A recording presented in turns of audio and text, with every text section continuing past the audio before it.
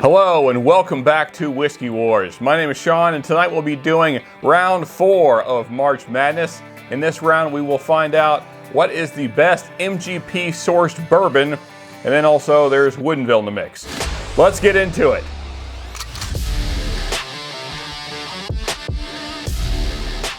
Since this is the 4th round of our best bourbons under $40, we need to go through what has won so far just as an update, so we can show you guys what has won and what is moving on.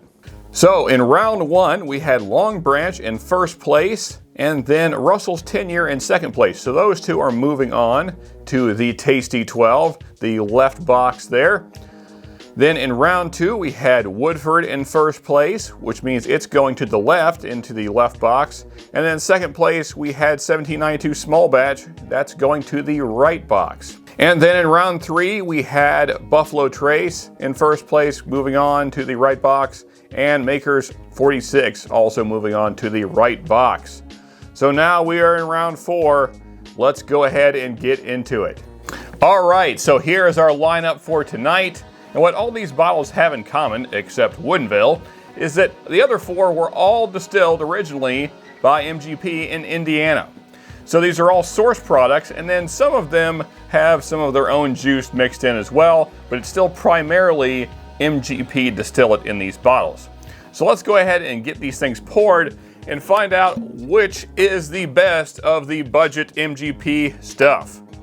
So glass A, I should have held that up first. Glass A will be High West American Prairie.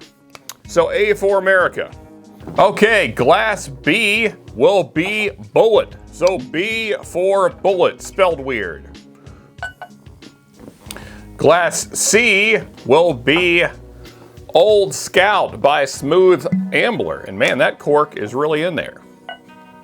Glass D will be Redwood Empire's Pipe Dream. Nice cork pop there.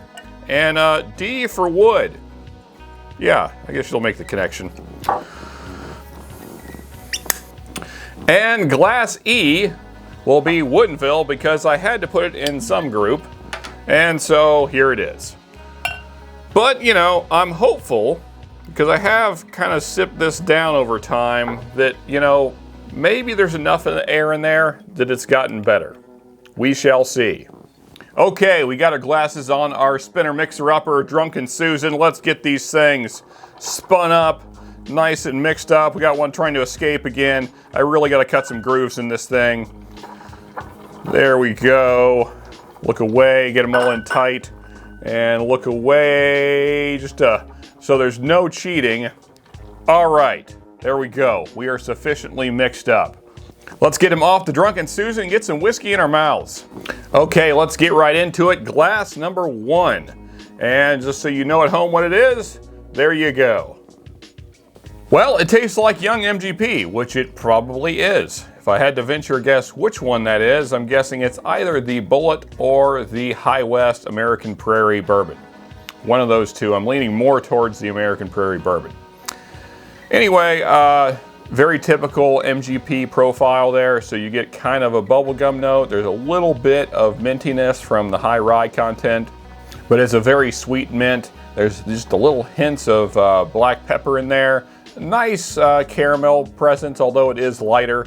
A nice little vanilla. There is kind of a cream note in there as well. Also getting kind of like green grape as far as like sour notes go. And then also a pretty good cinnamon note. So all in all, not a bad first sip. We'll see how these others stack up. Let's get into glass number 2. And here's what that is.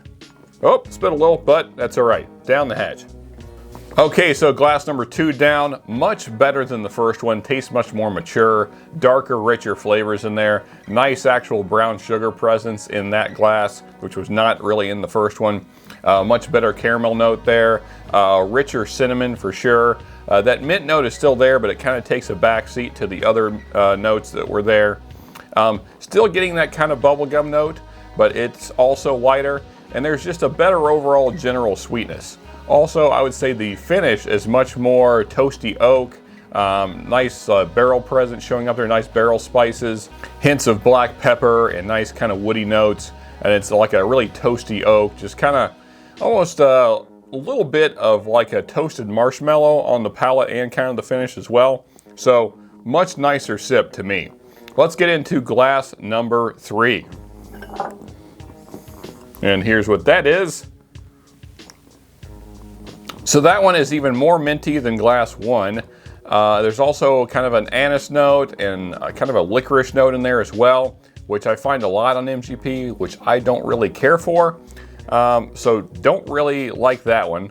I'm not really going to go a lot farther into depth as to the rest of the flavor profile because I just didn't care for it. Out of the 3 so far, that's my least favorite. Let's get into glass number 4.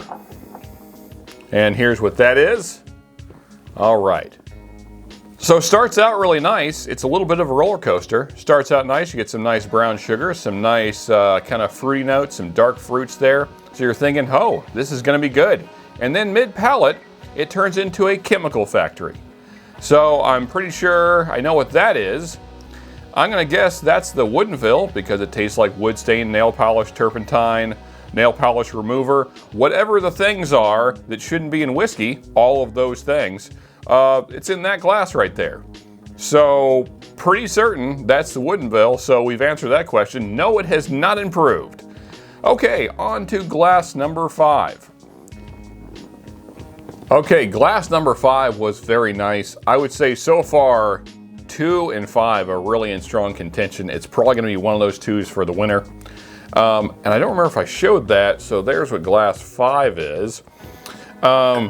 Really nice, although very typical bourbon notes. Very nice palate on that. Nice rich cinnamon, brown sugars, caramel, vanilla, little hints of black pepper, and really nice toasted oak note in there. There's also a slight cherry, I would say it's more like a dark cherry note.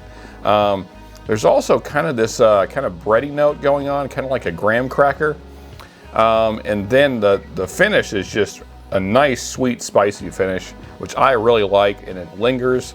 You know, I know all these are relatively close in age, but this has the finish of an older whiskey, and I would say that glass 2 did as well.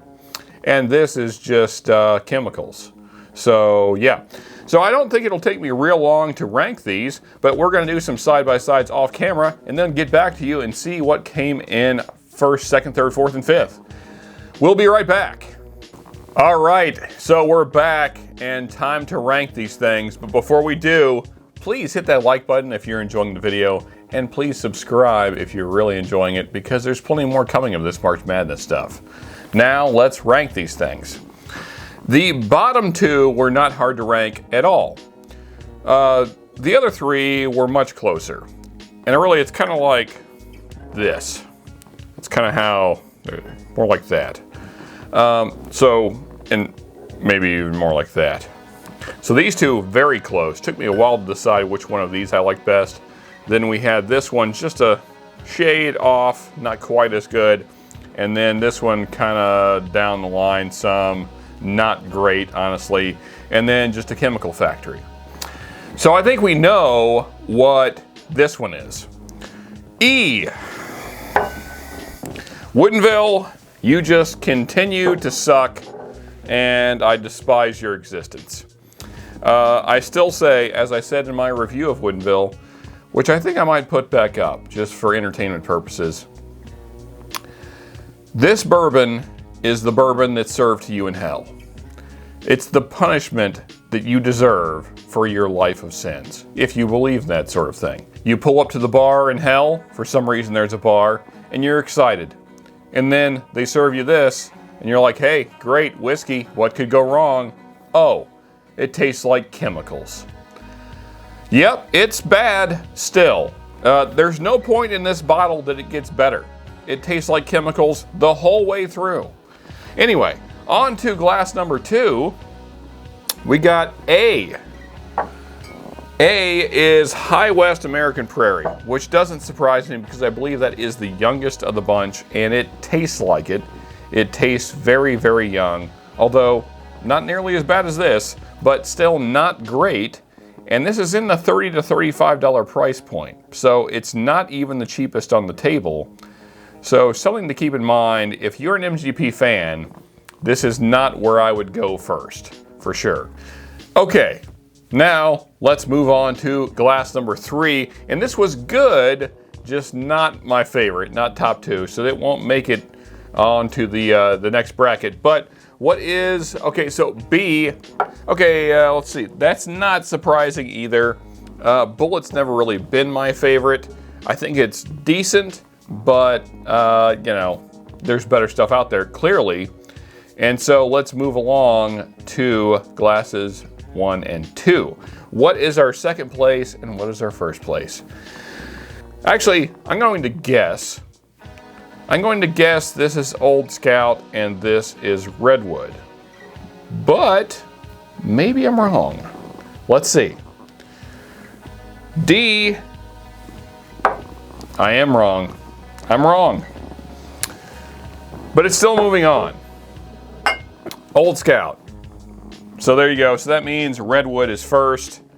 And you know, what separated these two, honestly, when I'm side-by-siding them, is that there's notes in this that I like better, but this has a drying quality, the Old Scout, I mean, that I don't care for. Which you usually only find that in higher aged bourbons. I don't think this is that old, but it still kind of has that drying, kind of tannic quality to it.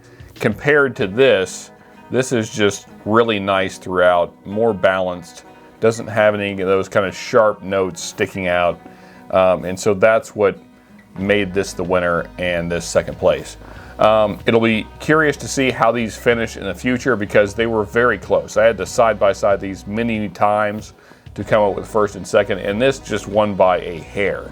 So, there you go. Redwood Empire first, Old Scout second. Folks, again, if you've enjoyed the video, hit that like button. Please subscribe. And here is the playlist for this best under 40 thing that we got going on for March Madness. And here's a subscribe button, so do both those things. And until next time, folks, just remember, you can never have too much good whiskey.